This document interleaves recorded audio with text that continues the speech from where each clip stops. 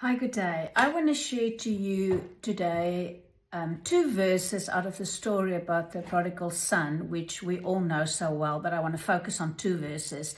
So we read out of Luke 15, verse 21 and 22.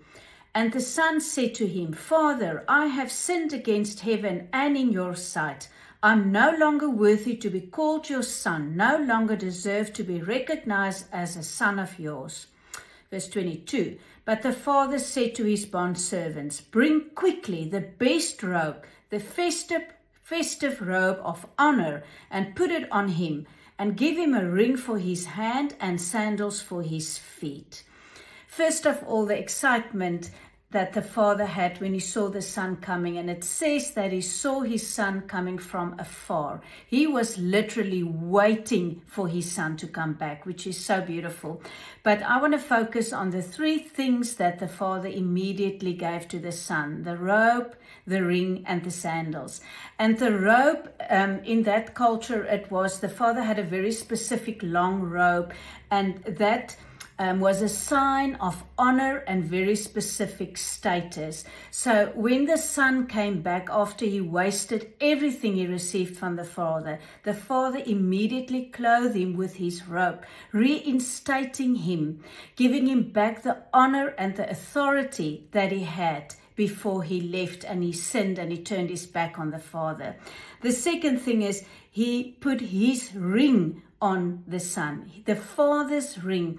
And again, in that culture, a family will have a very specific ring, and that represents authority and heritage and belonging.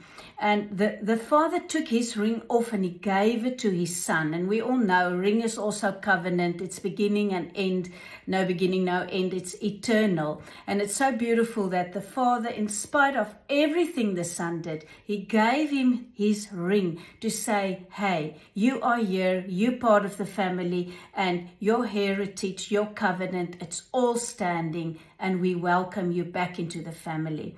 And the third thing is the sandals. And in those days, it was also cultural for slaves. They usually went barefoot.